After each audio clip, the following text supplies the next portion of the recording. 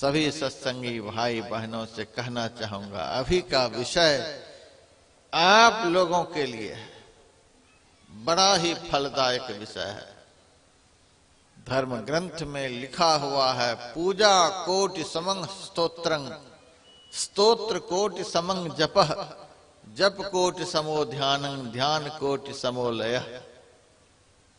बाहरी पूजा पाठ करने से जितना पुण्य होता है उससे 1 करोड़ गुना अधिक पुण्य होता है जिस देवी देवता की पूजा करते हैं उस देवी देवता की स्तुति करने से।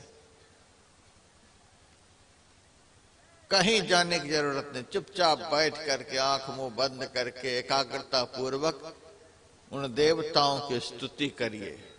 पूजा पाठ से 1 करोड़ गुना अधिक फल मिलेगा। और स्तुति करने से जितना पुण्य होता है उससे करोड़ गुना अधिक पुण्य होता है जिस देवता की स्तुति कर रहे थे उस देवता के नाम का मन ही मन जप करने से। और देवता के मन ही मन नाम जप करने से जितना पुण्य होता है उससे करोड़ गुना अधिक पुण्य होता है जिस देवता का नाम ले रहे थे उस देवता को ध्यान में बसा लेने से। वह देवता ध्यान में दिखलाई देने लग जाए, करोड़ गुना अधिक पुण्य होगा। और अधिक चाहते हैं तो सुन लीजिए, एक और बचा है, ध्यान कोटि समो लयः।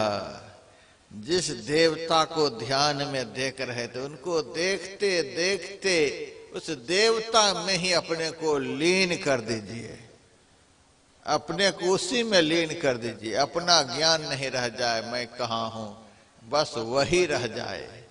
जिनको देख रहे थे उसी में लीन हो गए, इसी को कहते हैं समाधि। देखते देखते वही हो गए, 1 करोड़ गुना अधिक फल मिलेगा। किस आधार पर करोड़ करोड़ गुना फल बढ़ता गया? करोड़ करोड़ जो अधिक होता गया किस आधार पर? बाह्य पूजा पाठ करते समय मन 17 जगह लगा रहता है। सिंदूर भी चढ़ाना है, टिकली भी चढ़ाना है, तेल भी चढ़ाना है, आरती भी दिखानी है, बेलपत्र है, फूल है, अक्षत है, धूप है, दीप है। यह चढ़ाया कि नहीं, वह चढ़ाया कि नहीं, यह रखा कि नहीं, वह रखा कि नहीं। बाह्य पूजा पाठ में 17 जगह मन फैला हुआ रहता है। लेकिन आप पाप नहीं कर रहे हैं। किसी भी तरह से आप अपने मन को शुभ कर्म में लगा रखें। भले 17 जगह फैला हुआ है लेकिन शुभ कर्म आप कर रहे हैं, इसीलिए इस कर्म की भी बड़ाई है। 1000 जगह मन लगा हुआ रहे लेकिन वह मन शुभ कर्म में लगा हुआ रहे। बाह्य पूजा पाठ यह धर्म है, शुभ कर्म है, लेकिन मन बहुत जगह फैला हुआ है। सत्कर्म करते हुए भी मन फैला हुआ है।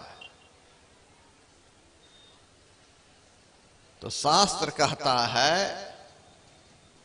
तो खाली पूजा पाठ में ही नहीं दिन रात लगे रहो। थोड़ा सा मन को एकाग्र करने के लिए पूजा की विधि को सूक्ष्म करने का प्रयास करो, स्तुति का गान करो। हम दुनिया घूमते हैं, बहुत संप्रदायों में जाते हैं, कहीं 5 मिनट की स्तुति होती है, कहीं 3 मिनट की स्तुति होती है, कहीं 10 मिनट की स्तुति होती है। संत मत की स्तुति सबसे लंबी है, सबसे लंबी स्तुति। और लंबी थी पूज्यपाद महर्षि संतसेवी परमहंस जी महाराज ने गुरु महाराज से कहने की कृपा की थी, सरकार स्तुति बहुत लंबी है, पता नहीं बाद में लोग करेंगे कि नहीं करेंगे, इसको थोड़ा सा कम कर दिया जाए। तो कुछ कम कर दिया गया। गुरु महाराज से फिर कहा गया कुछ और कम कर देते। सब संतन की बड़ी बलिहारी मंगल मूर्ति करके खत्म कर देते। कहा अब तुम्हारी बात हम नहीं मानेंगे। क्षेत्र क्षर अपरापरा से लेकर के परिभाषा पाठ तक सबको नियम से सुबह में करना ही पड़ेगा, इससे कम नहीं होगा। क्योंकि बाद में प्रवचन करने वाला कैसा होगा नहीं होगा भगवान जानेगा। पढ़ा लिखा तो नहीं के बराबर होगा, लेकिन दिमाग कम नहीं चलाएगा। क्या बोलेगा नहीं बोलेगा सब सुन ही रहे हैं आजकल। गुरु महाराज ने कह दिया कि जब तक सत्संगी के मुंह से सब क्षेत्र क्षर से लेकर परिभाषा पाठ तक निकलते रहेंगे, तब तक उनको मेरा ही फल प्राप्त होता रहेगा। समझिए, महर्षि में ही परमहंस बोल रहे हैं। क्षेत्र क्षर अपरापरा से लेकर सब संतों का एक ही मत है। यहां तक यदि आप स्तुति एकाग्रता पूर्वक कर लेते हैं, समझिए कि गुरु महाराज के पूरे प्रवचन को आपने सुन लिया। पूरा संत मत सुबह की स्तुति में समाया हुआ है। इससे आगे दुनिया में किसी के पास ज्ञान नहीं है कि व्याख्या करके सुना सके। मेरे पास उतना समय नहीं। यदि देहरादून आइए तो क्षेत्र क्षर से लेकर परिभाषा तक का अर्थ आपको सुना दूंगा। सुनिएगा आकर के, कभी देखिएगा कि गुरु महाराज ने क्या नहीं लिखा है स्तुति में। और मैं आप लोगों से यह भी कह देना चाहूंगा, यदि ठीक ठीक स्तुति आप लोगों से हो गई तो उसी दिन आपसे ध्यान भी बनेगा। ये माई चादर समेट रही है प्रवचन, क्या इनको सुना है? समय का बचाव कर रही है। इनको क्या लेना देना है सत्संग से?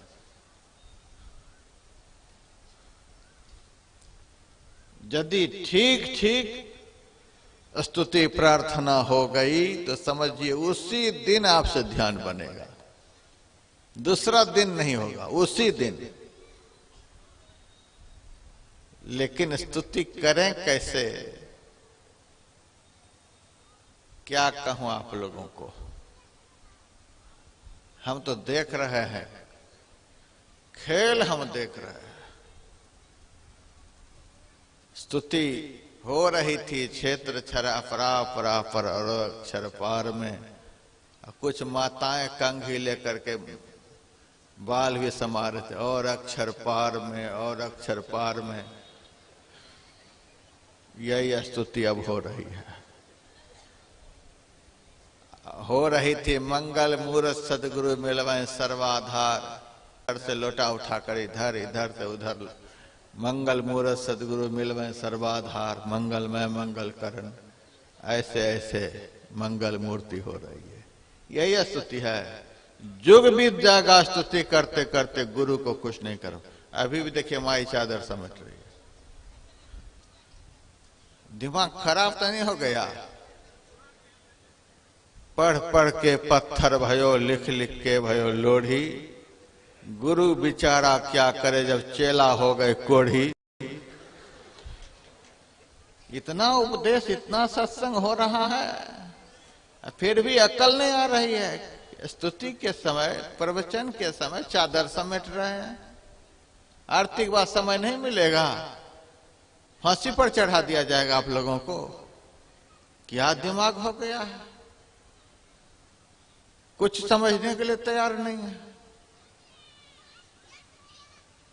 मंगल मूर्ति किस तरह से कर रहे हैं, जय जय परम प्रचंड। क्या अर्थ समझते होंगे?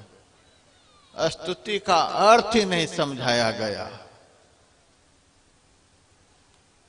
गलती हम लोगों की है, मंच पर के महात्माओं की गलती है, हमारी गलती है।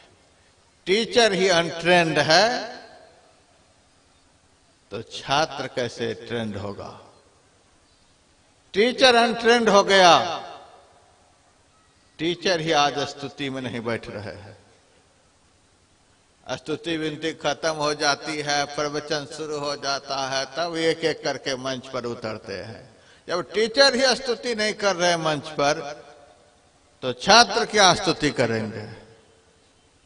जो बड़े बड़े टीचर हैं उनको शर्म आती है स्तुति के समय बैठने में। अरे गुरु की स्तुति करने में शर्म है? ये पीछे आकर के बैठना ये प्रतिष्ठा की बात है? ये प्रतिष्ठा की बात नहीं है।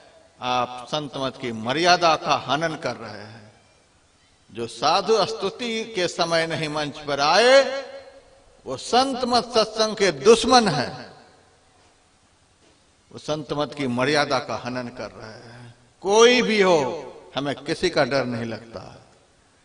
जो गुरु की स्तुति करने में अपने कमरे में बैठे हुए हैं, जो गुरु की गुणगान करने में कमरे में घुसे हुए हैं, चेलों से बातचीत कर रहे हैं, नाश्ता पानी कर रहे हैं, स्तुति से पहले नाश्ता पानी भोजन भात सब हो रहा है।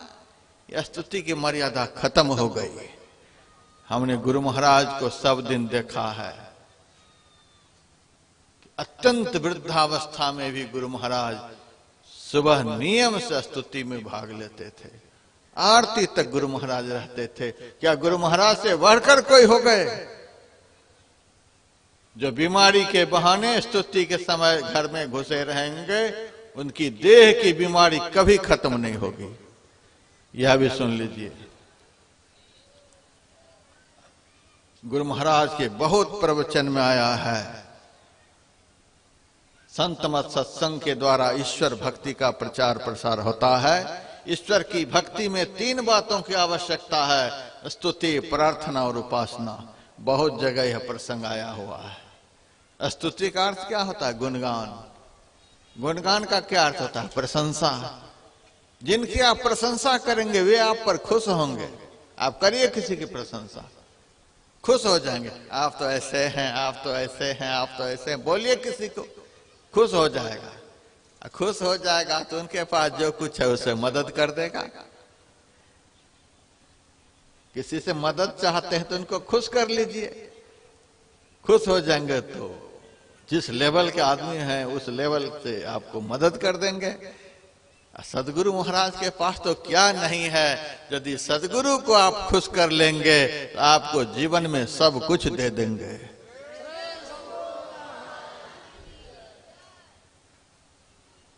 रामकृष्ण परमहंस जब खुश हो गए विवेकानंद के ऊपर, तो माथे पर हाथ रख दिया और कहा, बेटा लो, आज मैं तुमको सब कुछ देकर के भिखारी बन गया। सदगुरु जब खुश हो जाते हैं शिष्य पर, तो शिष्य को सब कुछ समर्पित कर देते हैं। और कपट परमोदारण कछ गुरु धरें छिपाई। गुरु अपने शिष्य से कुछ भी छिपा करके नहीं रखते हैं। सतगुरु सब कुछ दीन देत कछु ना रहे, हम ही अभागिनी नारी जो सुख तजी दुख लहे। सदगुरु जब खुश हो जाते हैं तो सब कुछ प्रदान कर देते हैं। मुझे बड़ी खुशी होती है जब मैं इस मंच पर सारे साधु समाज को स्तुति से लेकर आरती पर्यंत बैठे हुए देखता हूं। ऐसा साधु समाज को देखकर मुझे बड़ी खुशी होती है।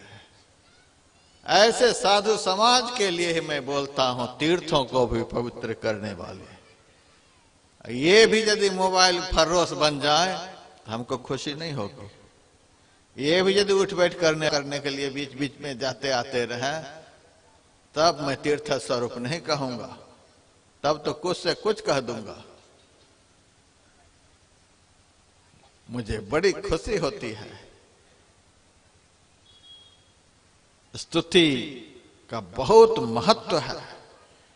इष्ट को खुश करने का सबसे बड़ा संसाधन है स्तुति। यदि अपने इष्ट को खुश करना चाहते हैं तो स्तुति कीजिए नियम से। मुझे एक जगह पर एक साधु ने कहा, बाबा आप स्तुति करने के लिए आए, कुछ नाश्ता पानी नहीं कर लिए?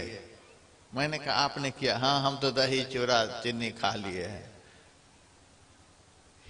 हे भगवान, एक साधारण देवी देवता की पूजा भी लोग घर में करवाते हैं तो दिन भर उपवास रखते हैं, और सदगुरु की पूजा करने के लिए दही चूरा चीनी केला खा करके मंच पर आए हैं। अनर्थ हो गया। खा पी करके स्तुति। देखिए, स्तुति के बाद हम दवाई लेते हैं। यदि दवाई नहीं लेंगे तो इतनी देर आपको कैसे सुना पाएंगे? एनर्जी लॉस होता है बोलने में।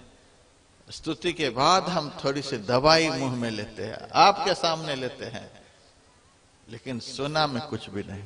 एक दाना अन्न मेरे पेट में नहीं है। कल एकादशी का उपवास था और अभी एक दाना अन्न पेट में नहीं, तो भी मेघनाद की तरह गरज रहे। गर्जने में कोई कमी है? स्तुति बहुत आवश्यक अंग है, गुरु को खुश करने का सबसे बड़ा साधन है। लेकिन स्तुति करें कैसे? आज मैं इस पर भी थोड़ा सा बोलूंगा। ध्यान तो हवा में उड़ा दूंगा। ध्यान की व्याख्या करने में हमको दिन भर भी लगता है, महीना भी लगता है, साल भी लगता है, घंटा भी लगता है, मिनट भी लगता है। हमारे ऊपर निर्भर करता है ध्यान को हम कितनी देर में खत्म करें। लेकिन ध्यान बनेगा कैसे?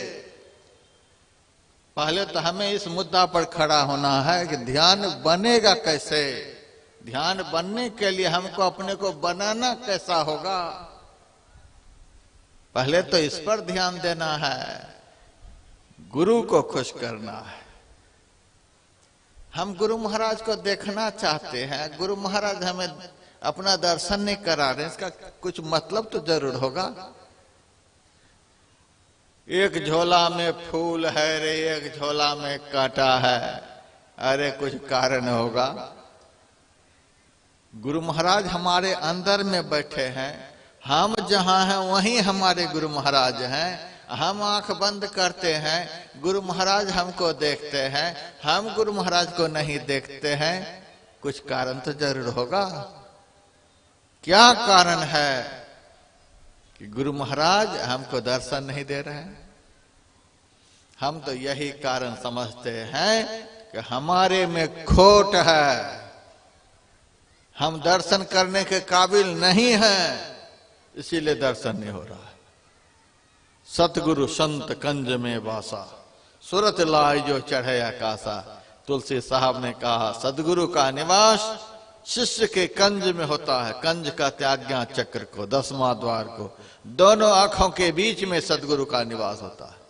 गुरु मूर्ति सूरति बीच निरखो।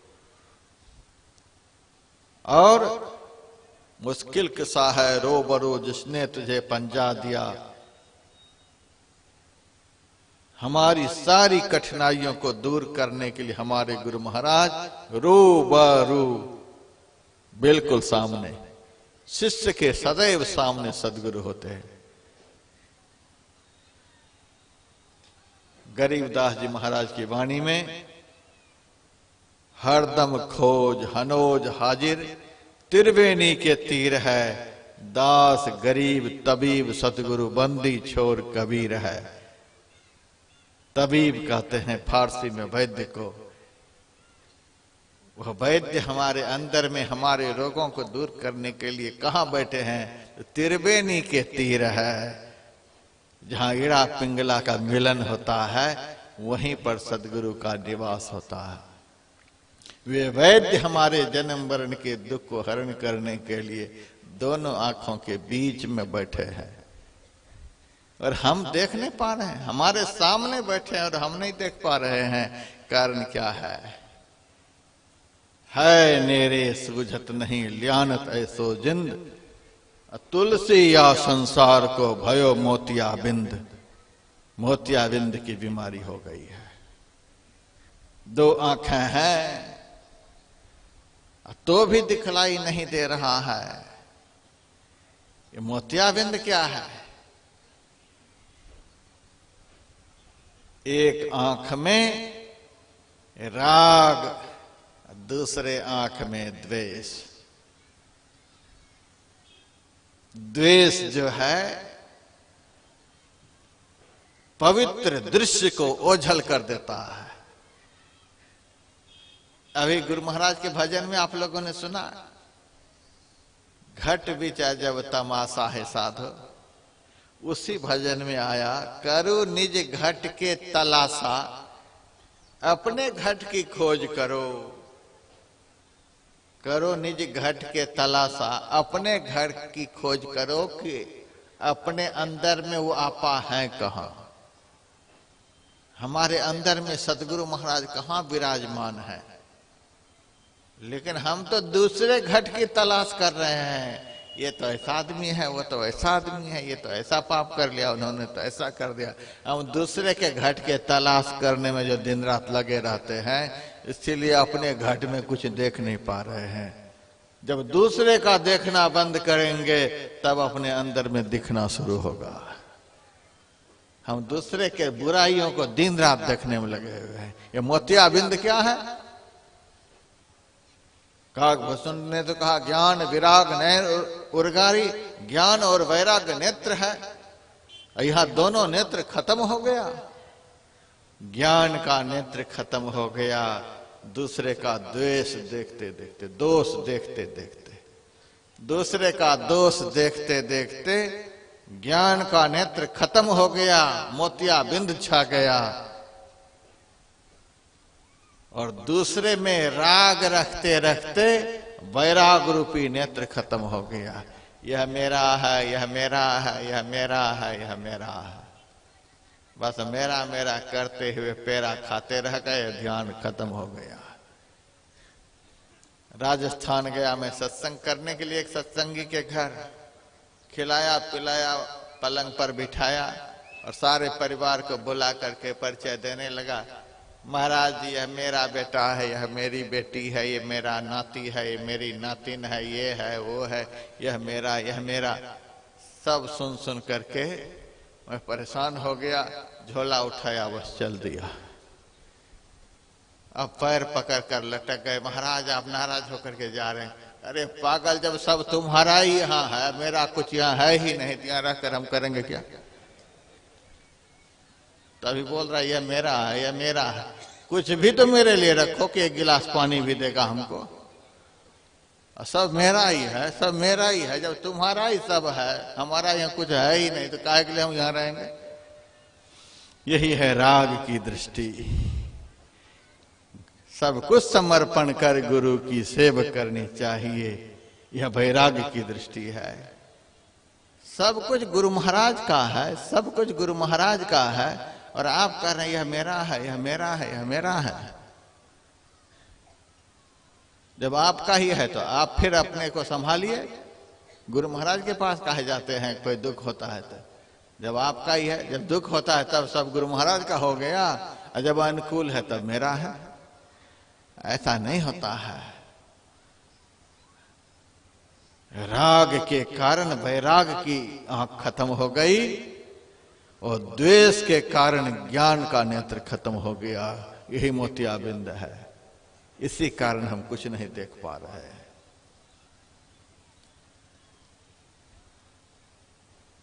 कुछ कारण है जो हम गुरु महाराज को नहीं देख पा रहे हैं। गुरु महाराज हमसे खुश नहीं है। गुरु महाराज हमसे खुश नहीं हैं, इसीलिए हम उनको नहीं देख पा रहे हैं। यदि गुरु महाराज हमसे खुश होते तो वो झल रहते, प्रकट हो गए होते, प्रकट हो गए होते। हमसे खुश नहीं है।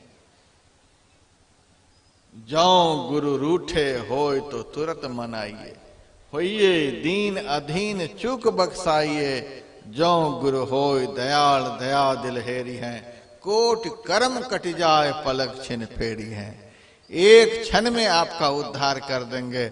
आप क्या बात करते हैं? दिखलाई नहीं देता है, दिखलाई नहीं देता है, तुरंत दिखलाई देंगे। पत्थर हैं।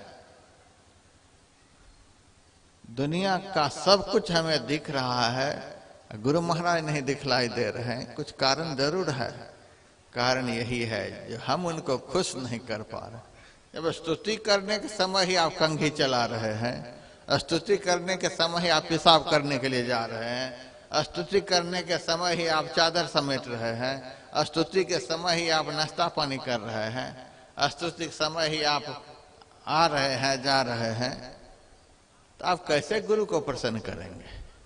स्तुति वह क्रिया है जिस क्रिया के करने से इष्ट प्रसन्न होते हैं।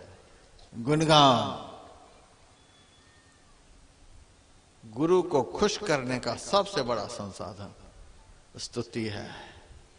और स्तुति किस तरह से करनी चाहिए? भगवान श्री राम ने बतलाया स्तुति करने के लिए। मम गुण गावत पुलक शरीरा, गदगद गिरा नयन बह नीरा। मेरा गुणगान करते समय, मेरी स्तुति करते समय रोम पुलकायमान हो जाए, सब रोम प्रफुल्लित हो जाए, गदगद गिरा, वाणी गदगद हो जाए, स्पष्ट वाणी नहीं निकल पाए, दोनों आंखों से आंसू बहे। हे गुरुदेव, हम जन्म जन्म के पापी आपका दर्शन नहीं कर पा रहे हैं, जन्म जन्म से दुख में पड़े हैं। गुरु महाराज दर्शन देकर मेरा उद्धार करें। इतने साल हो गए दीक्षा लिए हुए, सरकार मैंने संसार को खूब देखा, आपको नहीं देख पाए। रोए गुरु महाराज की प्रार्थना कर करके, स्तुति कर करके। राम बोल रहे हैं कि स्तुति कैसे की जाती है। मम गुण गावत पुलक शरीरा, गदगद गिरा नयन बह नीरा। आंख से आंसू की धारा बहे। गुरु का गुणगान करते समय आंख से आंसू की धारा बहे। और एक बात मैं और सुना देना चाहूंगा, स्तुति वही कर सकता है जिनको अपने अंदर में कोई गुण नहीं दिखलाई देगा। जिनको अपने अंदर में कोई गुण नहीं दिखलाई दे, जिनकी स्तुति करे उनमें कोई दुर्गुण नजर नहीं आए।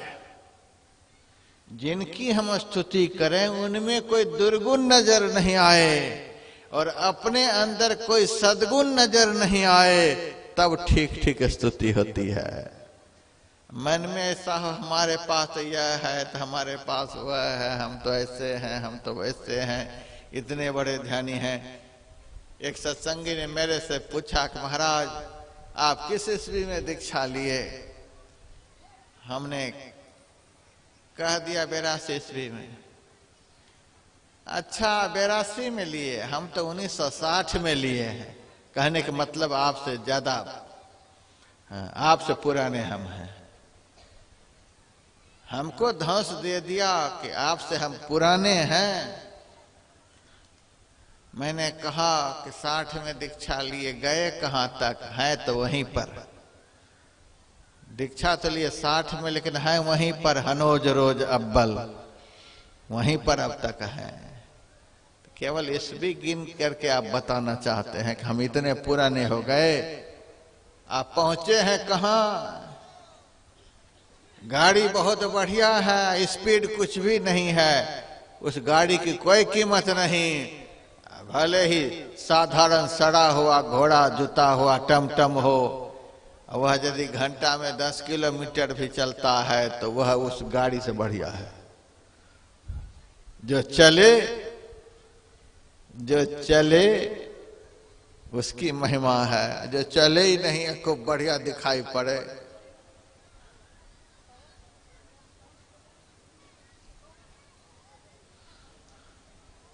उसकी कोई महिमा नहीं है।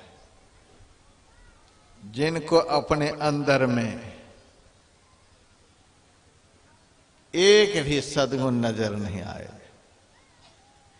रैदास जी महाराज की वाणी में, गुण सब तोर मोर सब अवगुण। कृत उपकार न माना। हे प्रभु, गुण जितने हैं सब आपके हैं, मोर सब अवगुण, और अवगुण जितने हैं सब हमारे हैं। धर्मदास जी महाराज भी कहते हैं, गुण तो मोरे हैं नहीं, अवगुण बहुतेई। हमारे में गुण तो एक भी नहीं, अवगुण तो हम कह ही नहीं सकते कितने अवगुण हैं। स्तुति करते समय ऐसा भाव हो कि हमारे अंदर है गुरुदेव एक भी सद्गुण नहीं,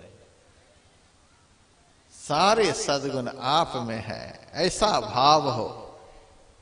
जब अपने अंदर के दुर्गुण की विकरालता का दर्शन होगा तब आंख से आंसू निकलेगी। जब तक आंख से आंसू नहीं बहे तब तक समझ लेना है स्तुति नहीं हुई।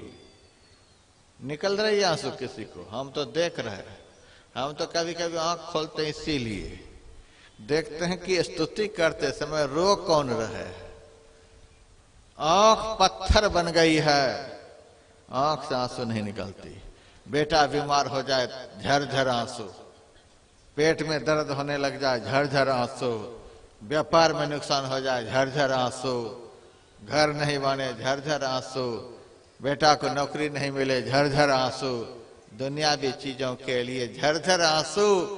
गुरु को खुश करके मोक्ष रूपी फल पाना चाहते हैं, उसके लिए आंख पर पत्थर पड़ा हुआ है, आंसू निकलते नहीं। दिखावटी आंसू से मैं कह दूं कि आंसू निकलनी चाहिए तो आप भिक्स लगा लीजिएगा, कल तो रहेंगे ही नहीं। भिक्स लगा करके ऐसे बनावटी से काम नहीं चलेगा, बहुत बनावटी भी करते हैं। मुंबई में एक बहुत बड़ा साहूकार था, उसकी मां मर गई, 100 साल की मां थी, मर गई। अब इतना संपन्न घर का आदमी, कभी रोने धोने का अवसर ही नहीं आया था। अब रोने के लिए किसी को आए नहीं, बुढ़िया मरी पड़ी है, रोने के लिए किसी को आए नहीं, रोने का अवसर ही नहीं आया था। अब घर का मालिक सोचता है कि मां मरी पड़ी है, रो रहे हैं, कोई भी नहीं, मोहल्ला के लोग क्या कहेंगे, ऐसा पत्थर आदमी, मां मरी पड़ी है, रोता कोई नहीं है। तो गया एक बहुरूपिया के पास और उनसे कहा मेरे घर चलो, 1 घंटा तुम रो देना। तो बहुरूपिया ने कहा 1 घंटा रोने का 1500 रुपए लेंगे। तो चलो दे देंगे, 100 ज्यादा ही देंगे, आओ रो। बहुरूपिया को बुलाया, मां मरी है किसी की, जिसकी मां मरी उनकी आंख से आंसू नहीं निकले। अब बहुरूपिया जार बेजार करके रोए, जार बेजार करके खूब रोए। मोहल्ला जमा हो गया और घर के लोग भी बहुरूपिया के साथ देने के लिए ऐसे ही आंख को मसल मसल करके ऊ कर रहे हैं। लोगों को लगे मोहल्ला जमा हो गया, आहा 100 साल की मां मर गई है, तो भी घर के लोगों को इतना दुख है, मां का इतना बड़ा भगत है, इतना रो रहा है, सब इतना दुखी हो रहा है। सब लोगों को लग रहा है कितना बड़ा मां का भक्त। जब बहुरूपिया रो भी रहा है, घड़ी भी देख रहा, रो भी रहा है, घड़ी भी देख रहा है। जब 1 घंटा पूरा हो गया तो रोना तुरंत बहुरूपिया का बंद हो गया और कहता है 1 घंटा मालिक पूरा हो गया, दो 1500 रुपए। सबके बीच में बोल दिया, सबके बीच में बोल दिया। अब तो जो बुलाने के लिए गया था उनका सर भारी हो गया, अरे पागल बीच में काहे बोल गया कि 1 घंटा पूरा हो गया। सब पोल ही खोल दिया कि महाराज हमको क्या पता कि आप दुनिया को दिखाने के लिए हमको बुलाए हैं, हमको क्या पता, तुमने तो सब किए किराए पर पानी फेर दिया, अब 800 रुपए भी नहीं दूंगा, बेइज्जत करा दिया। लोग क्या कहेंगे कि दिखाने के लिए बहुरूपिया को बुलाया था। तो इस तरह से रोने से भक्ति सिद्ध नहीं होती है। इसीलिए भगवान राम ने कहा चौथी भगति मम गुण गना करई कपट तजी गान। आंख से आंसू बहे, दुनिया के लोग समझे कि बहुत बड़ा भगत है, इस भावना से रोना, इसको रोना नहीं कहते हैं। राम ने कहा मम गुण गावत पुलक शरीरा, गद गद गिरा नयन बहनीरा। और सबरी माँ को देखिए, जब राम गए हैं उनकी कुटिया पर, तो सबरी मैया किस तरह से स्तुति करती है। पानी जोरी आगे भई ठाढ़ी, प्रभु ही बिलो की प्रीति अति बाढ़ी। सबरी किस तरह से स्तुति करती है। माताओं की संख्या ज्यादा है, सबरी यहां ज्यादा है। सबरी को राबरी नहीं बन जाना है, सबरी बन करके सुनिए। सबरी राम की स्तुति किस तरह से। पानी जोरी आगे भाई ठाढ़ी, राम के सामने सबरी उठ करके खड़ी हो गई, दोनों हाथ जोड़ करके। दोनों हाथ जोड़ करके रखेंगे तो कंघी आप कैसे उठाएंगे,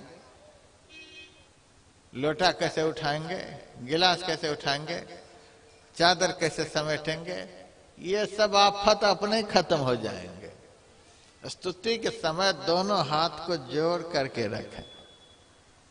पानी जोरी, सबरी पढ़ी लिखी नहीं थी, जंगली जाति के घर में जन्म, तो भी स्तुति करने का ज्ञान कितना है कि पानी जोरी, दोनों हाथों को जोड़कर आगे भाई ठाढ़ी, राम के ठीक सामने। राम सामने, राम के सामने सबरी हाथ जोड़कर। प्रभु ही बिलो की, राम की तरफ देख रही है, आंख है राम की तरफ, सामने खड़ी हैं, हाथ दोनों जोड़ करके। प्रभु ही बिलो की प्रीत अति बाढ़ी, प्रेम की बाढ़ आ गई है, दोनों आंख से आंसू झर रही है। अब स्तुति किस तरह से। कही विधि स्तुति करूं तुम्हारी, अधम जाति में जड़मति भारी, अधम ते अधम, अधम अति नारी, तिन मह मैं अति मंद अघारी। मैं आपकी स्तुति किस तरह से करूं। मैं नीच जाति की, पापों की जन्मभूमि, अधम से अधम हूं। हमारी बुद्धि भी अधम है, हमारा विचार अधम है, सब तरह से मैं अधम हूं। मैं आपकी स्तुति किस तरह से करूं। आप तो महान पुण्यात्मा पुरुष हो, मैं महान पापी हूं, आपकी स्तुति मैं किस तरह से करूं। इतने से ही राम खुश हो गए।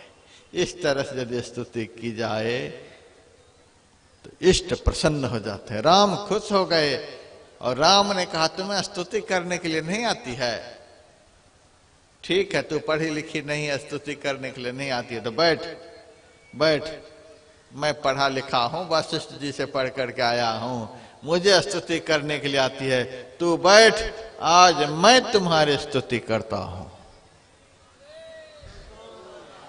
ऐसी मां सबरी को राम ने अपने सामने बिठा लिया। हाँ, ऐसी भक्तिन मेरे सामने खड़ी है, ऐसे की तो स्तुति करनी चाहिए। ये मेरे सामने हाथ जोड़ करके खड़ी है, कहा तू बैठ, आज मैं तुम्हारी स्तुति करता हूं। कह रघुपति सुनु भामिनी बाता, मानो एक भगति कर नाता। हे भामिनी तू मेरी बातों को सुनो, मुझे एकमात्र भक्ति से संबंध है। तुम्हारे जैसे भक्त यदि हमें जीवन में मिल जाए, उनसे मेरा संबंध स्थापित हो जाता है।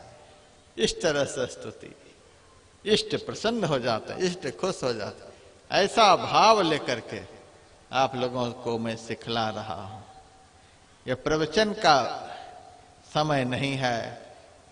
बाबा देवी साहब प्रवचन नहीं करते थे, वे अपने सत्संगी को पढ़ाते थे। प्रवचन बहुत हो चुका है, उसी प्रवचन का करामात है कि प्रवचन हो रहा है, लोग चादर समेट रहे हैं। प्रवचन हो रहा है, लोग चादर समेट रहे हैं, ये प्रवचन का करामात है। प्रवचन हो रहा है, लोग उठ बैठ कर रहे हैं। प्रवचन हो रहा है, लोग आ रहे हैं जा रहे हैं, यह प्रवचन का करामात है। प्रवचन खत्म हो गया, अब पढ़ाई की जरूरत है। संत मत के सत्संगियों को पढ़ाना है, बच्चे की तरह पढ़ाना है। हम पढ़ा रहे हैं, चादर समेट रहे हैं। पढ़ाना है सबको कि किस तरह से स्तुति करनी चाहिए। पहले स्तुति सीख लीजिए। पानी जोरी आगे भाई ठाड़ी, सब लोग अपनी अपनी जगह पर बैठिए स्तुति के समय में। कल मैंने सुनाया था, जहां कहीं भी सत्संग में जाइए, स्तुति के समय में पंडाल में रहिए। स्तुति से पहले आप पंडाल में होइए और स्तुति में भाग लीजिए।